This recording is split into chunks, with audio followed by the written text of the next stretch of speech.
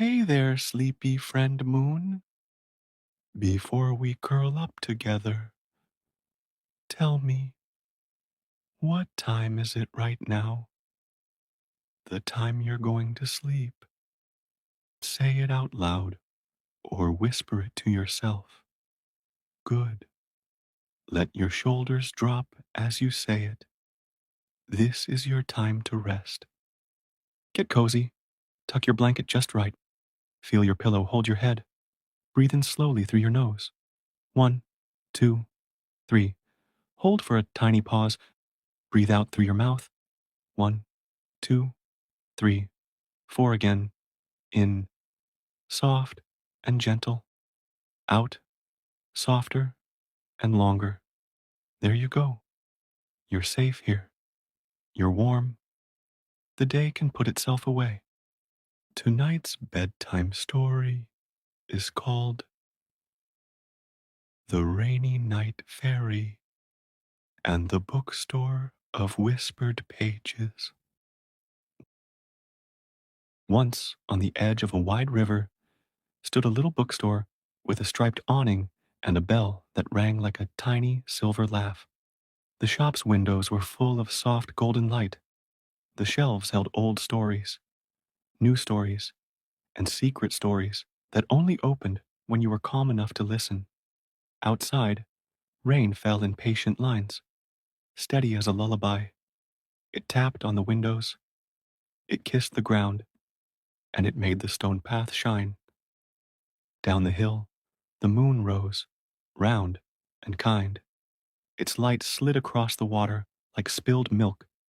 A fairy, painted a gentle cream, drifted toward the town dock.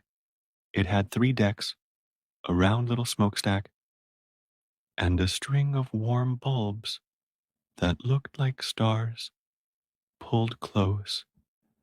The bookshop owner was an older woman named Nona Plume. She had soft gray hair tucked in a bun, a sweater with elbow patches, and eyes that smiled before her mouth did. Nona loved 2 things: rainy nights and stories that helped people sleep. She said rain was the sound of the sky tidying up. She said stories were blankets for your thoughts. Every night, when the fairy came, Nona would set a small lamp in the window, the one with the blue shade. The lamp's glow was a signal for travelers who were tired or heavy with thoughts or simply ready to drift. The glow meant there is a story waiting for you, a gentle one. Come in. Tonight, someone new would arrive, someone who needed a bedtime story unlike any other. The traveler. On the ferry stood a traveler with a satchel and a coat that smelled like fresh paper. Their name was Rowan. Rowan didn't know they were looking for a story. They thought they were looking for a place to stay the night. Maybe a cup of tea, maybe a friendly hello. But sometimes we look for one thing and find another, the exact thing we truly need. The engine hummed in a sleepy purr. The rain made tiny rings on the water. Rowan watched the town lights grow larger as the ferry neared. They saw the lamp with the blue shade. They felt a tug inside, soft and sure, like a tide. When the ferry touched the dock, the deckhand lowered the ramp with a squeak that sounded like a yawn. Rowan stepped off. The air smelled like wet stone and cinnamon, though Rowan couldn't see where the cinnamon came from. Perhaps it was simply the scent of comfort. Rowan followed the stone path up the hill, past the old lamp post, past the cat sleeping beneath it, past the puddle that held a perfect reflection of the moon.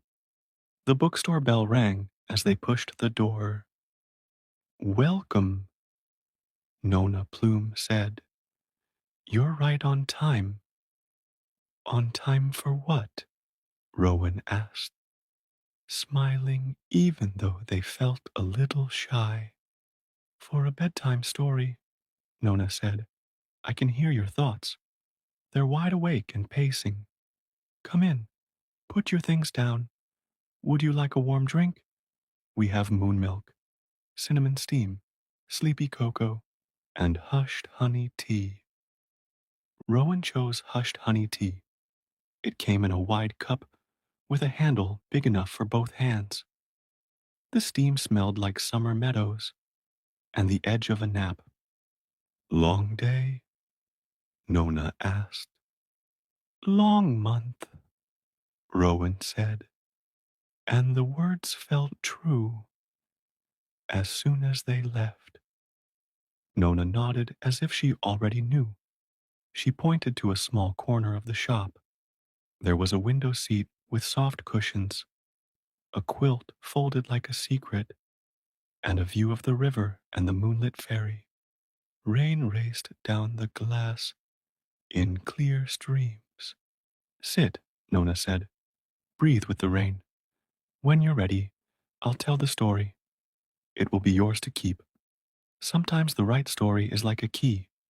It turns, and a door inside you opens, and behind that door is a quiet room. Rowan sat. The cushions sighed under their weight. They sipped tea. They watched the rain and the river and the fairy light reflecting like a path. It felt as if the world was moving in slow, smooth circles. Their shoulders softened, their jaw unclenched, their breath loosened and grew round. I'm ready, Rowan whispered. Good, Nona said. She dimmed the lamps until the shop was lit like a sunset that decided to wait. She chose a book from a high shelf. Its cover was deep blue with silver letters that read, The Mapmaker of Drowsy Shores. Nona sat across from Rowan. The bell on the door gave a small chime, as if even it wanted to listen. The cat from the lamp post slid inside and curled near the radiator, paws tucked like a loaf of bread. The rain drew its soft lines. The fairy horn, far off, let out a low hush, like a giant telling the night to rest. Nona opened the book. The pages smelled like rain on chalk and warm wood, and then she began. The Mapmaker of Drowsy Shores. In a town that only woke at dusk, there lived a mapmaker named Finn. Finn made maps for places most people didn't know existed. The yawning marsh, where every breeze carried a lullaby. The pillow dunes, where soft white sand held the shape of your dreams. And drowsy shores, a stretch of coast where the waves spoke in slow syllables and the gulls cried like quiet flutes. Finn had a problem, though. Every time he drew a map of a sleepy place, he got so relaxed that he fell asleep at his desk. This wasn't terrible, but it made the work slow. Orders stacked up. People wrote letters. Dear Finn, please send a map to the dozy orchard where the apples hum. I keep getting lost between naps. Or, Dear Finn, the dandelion meadow keeps drifting. I need a map that can float. One evening, Finn decided to take a field trip. He packed a small bag, a pencil that never needed sharpening, a notebook with soft pages, a tin of almonds, and a blanket that smelled like something he couldn't name. Maybe safety, maybe home. He locked his shop and stepped into the blue hour when the sky is the color of calm and everything holds still for a moment. Finn walked to the edge of town where the river widened and the ferry waited. The ferry's captain was an old friend, a quiet man named Mender. He wore a cap pulled low and had a voice like a warm coat. Evening, Finn, Mender said. Heading to drowsy shores? Yes, Finn said. I need to learn the true shape of rest. Then you've come on the right night, Mender said. The moon is full, and the rain is kind. As the ferry glided across the water, Finn leaned on the rail. Raindrops landed on his sleeve and made tiny stars. He listened to the engine purr. He watched mist rise from the surface and fold into the night. The lights along the deck wobbled in the ripples.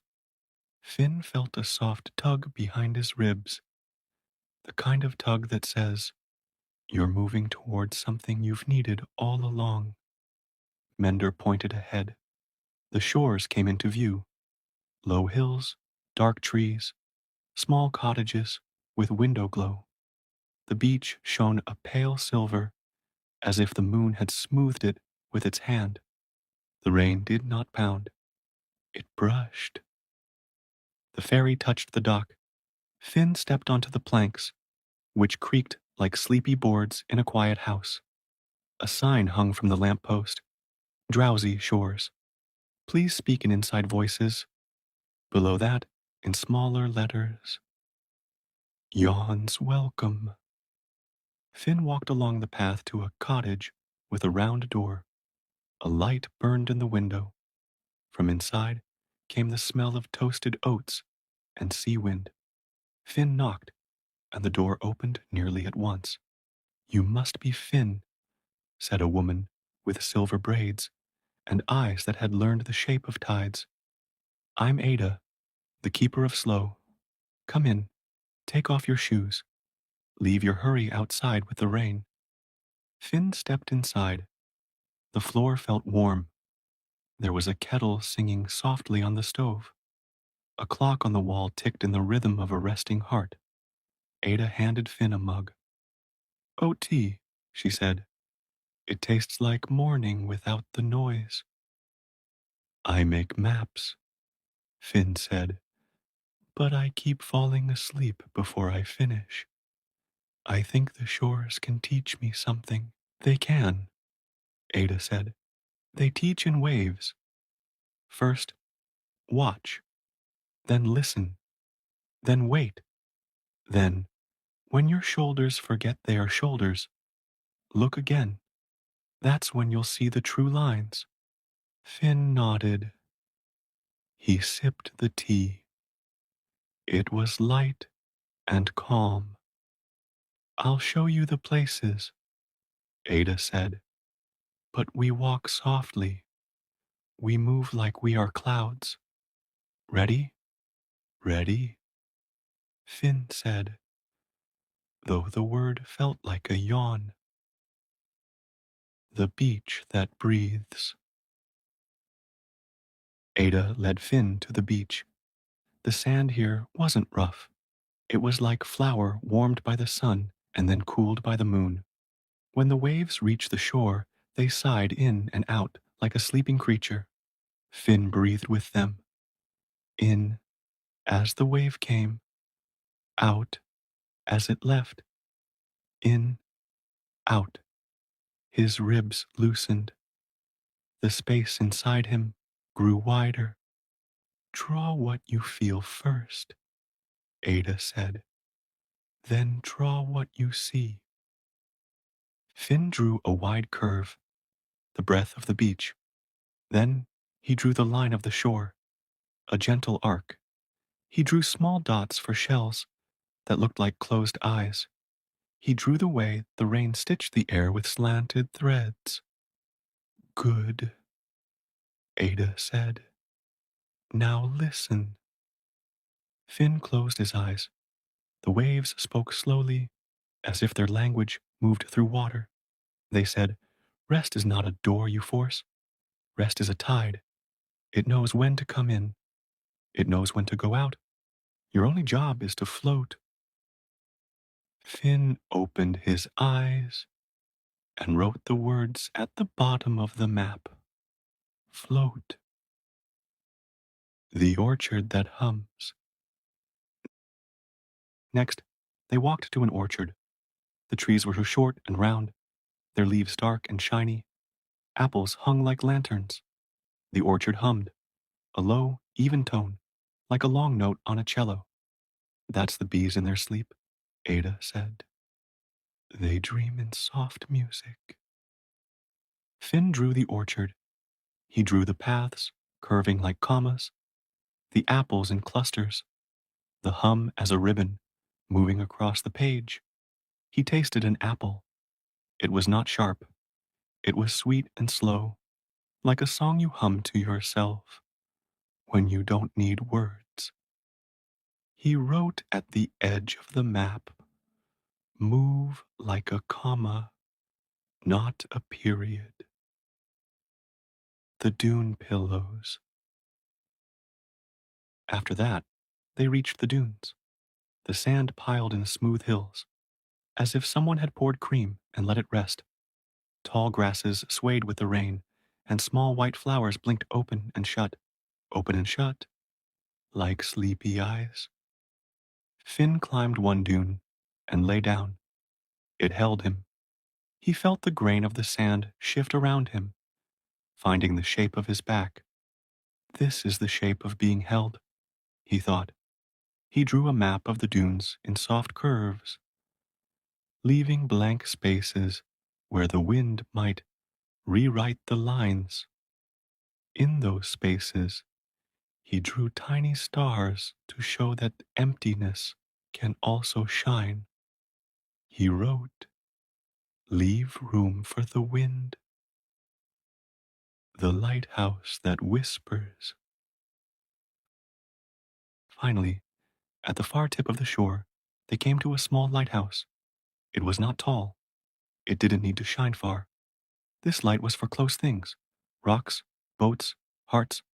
The door was open. Inside, a spiral staircase curled like a shell.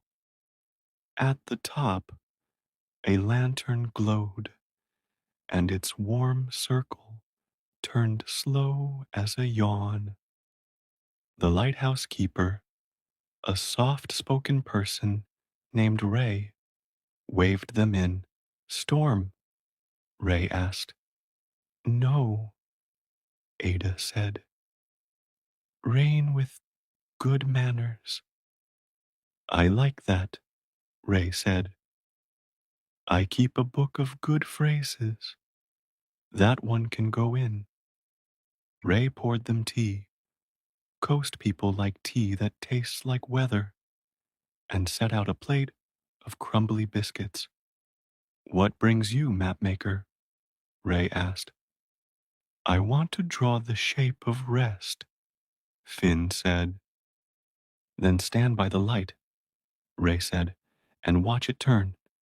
Each time it passes your face, let a thought go, one per turn. It will come around again, and you can let another go. The light makes a path. Thoughts can follow that path out to sea. There, they become smaller than the smallest boat. Finn stood. The light turned. He felt its warmth, then its absence, then its warmth again. First turn, a worry about unfinished work. Gone. Second turn, a worry about what others think. Gone. Third turn, a worry about time. Gone. By the fifth turn, he could hear the rain's own breath. By the seventh, the lighthouse seemed to hum, in tune with his chest. He drew a circle on his map to mark the light's path and wrote, one turn at a time. When they left the lighthouse, the world felt even softer. The rain had settled into a quiet pattern. The moon drifted higher, then tucked itself behind a friendly cloud. You've learned what you needed, Ada said. You can map the shores now. But remember, maps are only guides. The real place is in your breath. Thank you, Finn said. He meant it with his whole rested heart. They walked back to the dock, and the fairy waited like a patient dog, wagging a tail made of lantern light. Mender tipped his cap. Back so soon? I found the lines I needed, Finn said. Good. Mender said, hold on to them gently. The tight fist cannot carry water. Finn smiled. He knew he would write that on the map too. The fairy glided home. Finn leaned on the rail again, and this time his thoughts did not pace. They sat like quiet friends, hands around warm cups, listening to the engine purr and the rain whisper the same soft story to the river and the sky. Back in the bookstore. Nona closed the book. The room was very quiet. Even the cat seemed to purr softer, as if not to break the soft shape of the air. Rowan blinked slowly, like someone waking from a good dream, or someone about to float into one. That, Nona said, is the end. It doesn't feel like an end, Rowan murmured. It feels like a door that stays open. Ah, Nona said. Then it worked. Rowan took a slow breath. They felt different, but only a little. Not sharp, not sudden. More like when a knot unties itself because you've stopped tugging. What happens next? Rowan asked. Next, Nona said, you'll take the last ferry to the little inn on Willow Street. You'll fall asleep to the rain, and when your mind wants to pace, you'll remember the mapmaker's lessons. Rowan nodded. Float, they said. Move like a comma. Leave room for the wind. One turn at a time. A tight fist cannot carry water. Exactly, Nona said. You may forget one or two, and that's fine. The river remembers for you. Rowan stood and stretched. It felt like the stretch at the end of a day that has been fair and kind. They placed a few coins on the counter, and Nona slid them back. Stories pay themselves, she said. But take this. She slipped a small card into Rowan's hand. In silver letters it said, Bedtime Map, Personal Edition. 1. Breathe with the rain. In, out. 2. Imagine the beach that breathes. Third drop, one thought each turn of the light. 4. Leave room for the wind. 5. Float. Keep it near your pillow, Nona said.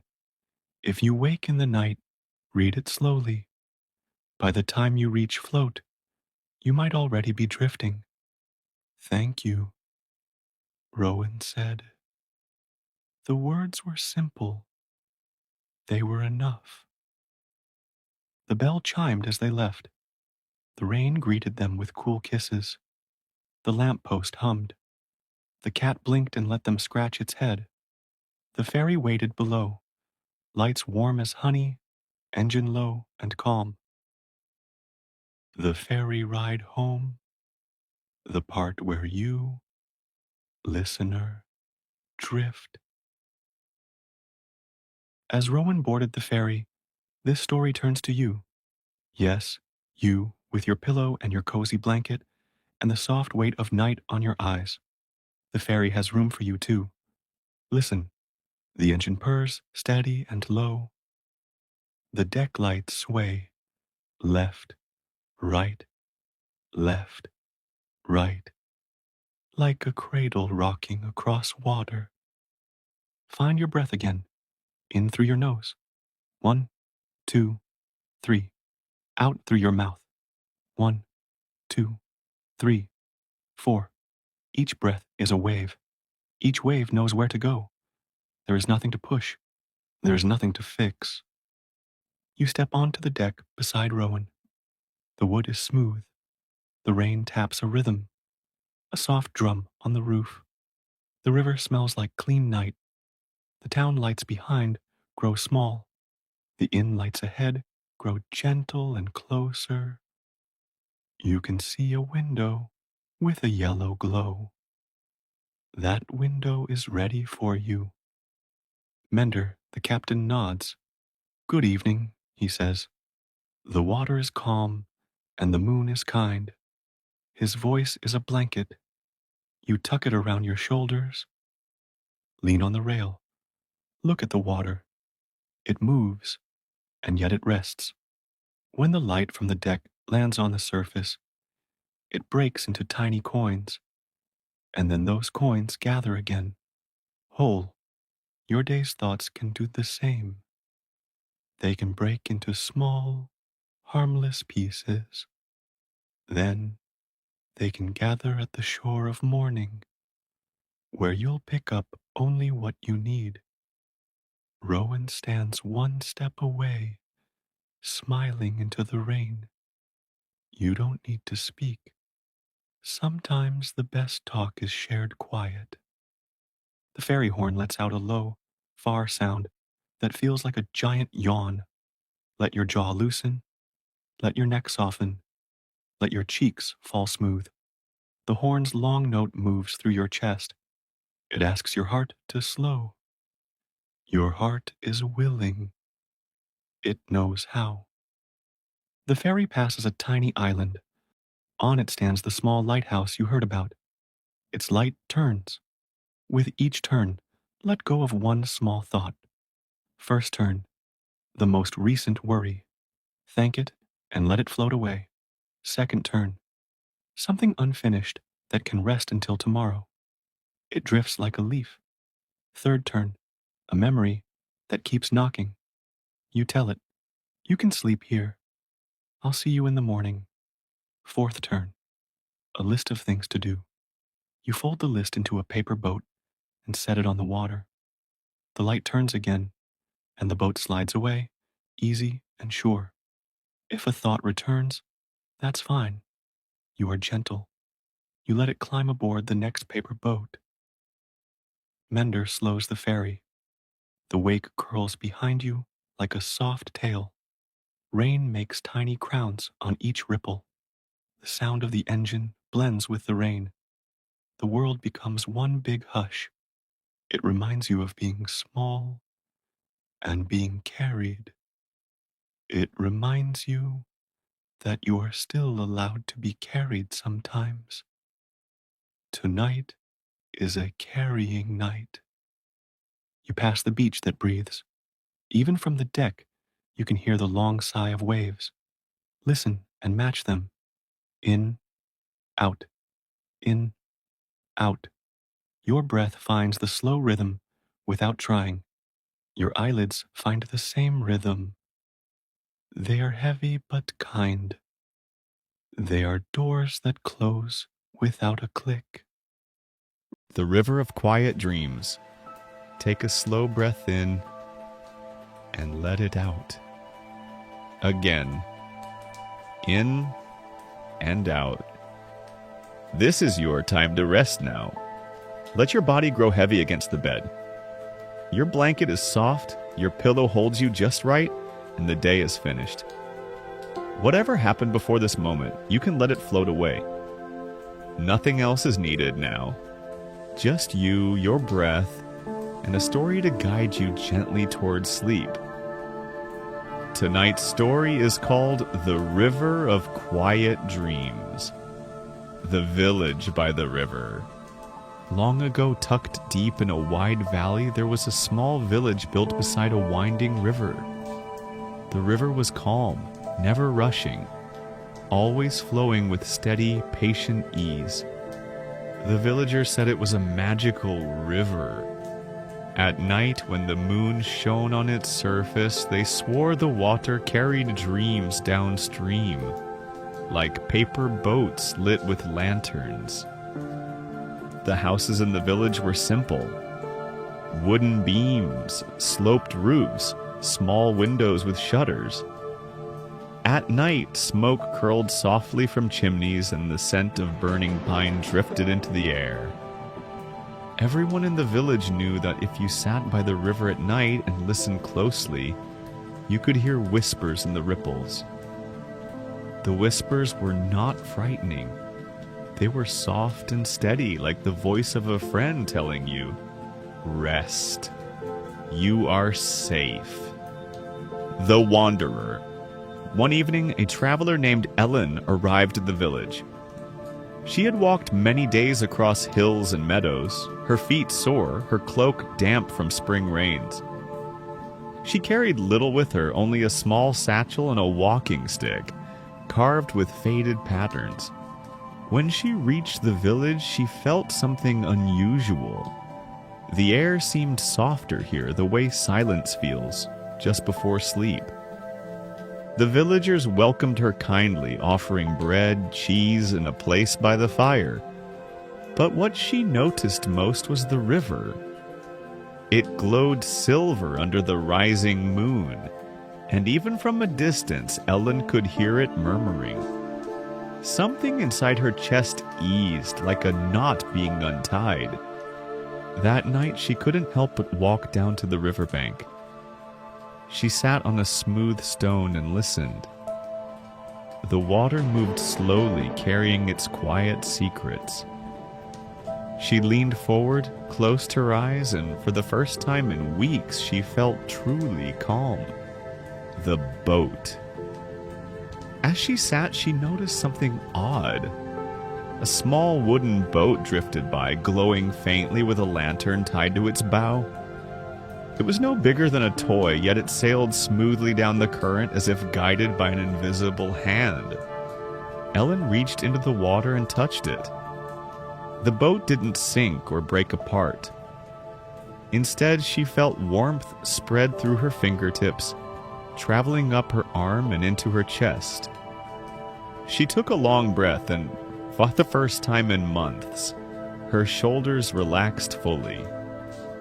The villagers had told her, "The river carries dreams." Now she believed it.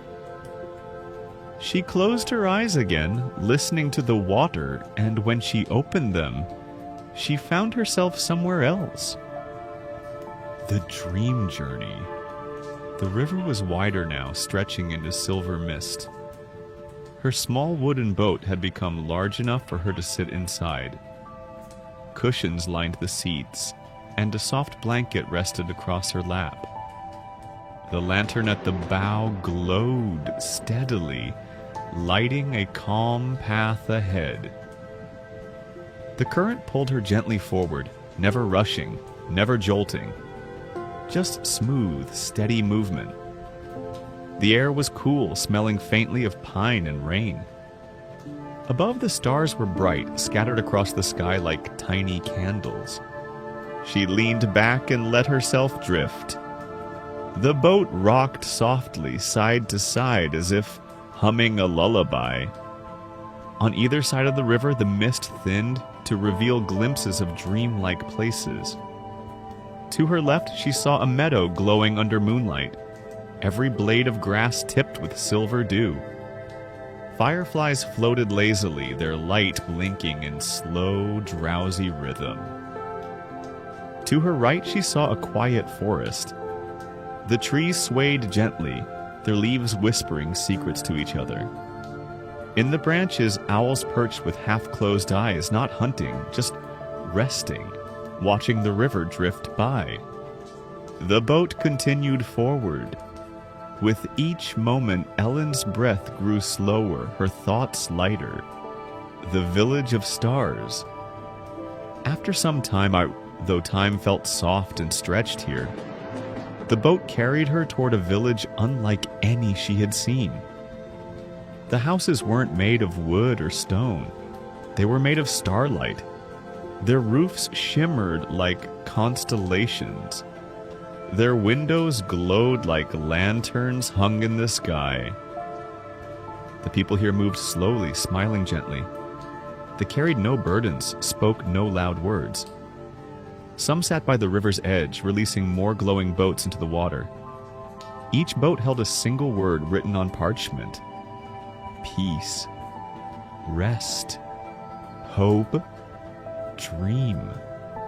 Ellen drifted through the village, her boat silent, her blanket warm. She waved at the people and they waved back, though no one spoke. There was no need for words here. Everything already felt understood. The endless flow.